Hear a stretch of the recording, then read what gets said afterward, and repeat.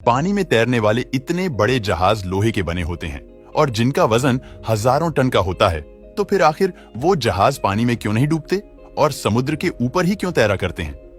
दूसरा सवाल यह भी आता है कि जब पानी के जहाज बीच समुद्र में अचानक डूब जाते हैं, तो उसके पीछे आखिर क्या कारण होता है?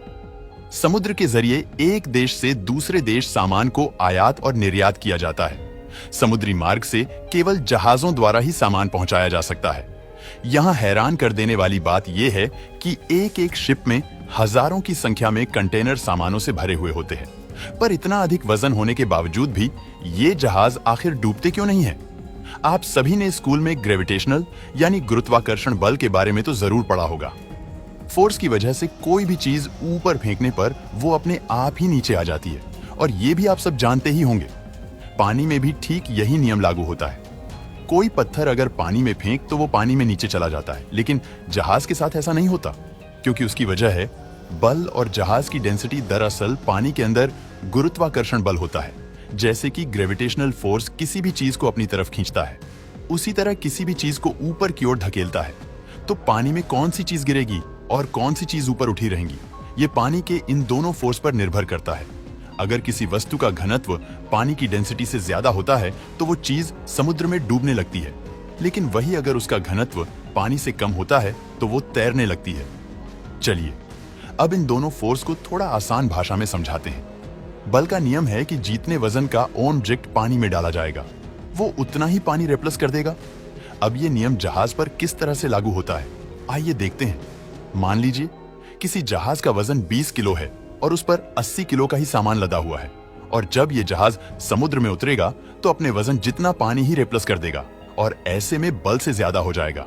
और बस यही वजह है कि लोहे का भारी जहाज पानी में तैरता हुआ चला जाता है, तो पानी का जहाज पानी में कैसे तैरता है, ये तो पता चल गया है। अब ये जानते हैं कि नेवी और मर्चेंट नेवी, इन दोनों के जहाजों में आखिर अंतर क्या होता है?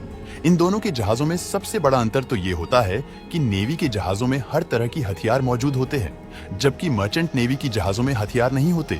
और उसकी वजह यह है कि मर्चेंट नेवी के जहाज सामान आयात और निर्यात करते समय कई देशों की सीमाओं से होकर गुजरते हैं, और हर एक देश की अपने नियम के तहत इन जहाजों पर हथियार रखना मना है। अब आपको लग रहा होगा कि जब मर्चेंट नेवी का जहाज सामान ही लेकर जा रहा है तो उसे भला हथियारों की क्या जरूरत? तो आपको बता दें कि जहाज पर लदे हुए करोड़ों के सामान पर समुद्री लुटेरे भी घात लगाकर बैठे रहते हैं कि कब मौका मिले और वो कब जहाज को हाईजैक करके उस पर लदा सारा सामान लूट। तो इसी तरह की कई मुसीबतों से बचने के लिए जहाज में कई तरह के इक्विपमेंट होते हैं। उनमें से एक है LRAD यानी लॉन्ग रेंज कास्ट डिवाइस। आपको बता दें कि एक ऐसा डिवाइस है जिसमें बहुत ही तेज कान फाड़ने वाली आवाज निकलती है, और जो कोई भी इस डिवाइस की आवाज सुनता है उसके कान में बहुत ज्यादा दर्द होने लगता है। और जब आसपास इसी तरह के समुद्री लुटेरों जैसा कोई खतरा महसूस होता है तो उसी डिवाइस का इस्तेमाल किया जाता है, और उस डिवाइस के प्रयोग के समय उसकी भयंकर आवाज से बचने के लिए सभी क्रू मेंबर्स अपने अपने कानों में हेडफोन लगा लेते हैं। इसके अलावा इन लुटेरों से बचने के लिए शिप में एक बहुत ही बड़ा पानी का पाइप भी रखा जाता है, ताकि उन समुद्र लुटेरों पर एक साथ बहुत सारे पानी से हमला करके उन्हें रोका जा सके। वैसे अगर दोस्तों आपको मौका मिला तो आप नेवी में जाएंगे या मर्चेंट नेवी में, हमें नीचे कमेंट करके जरूर बताएगा।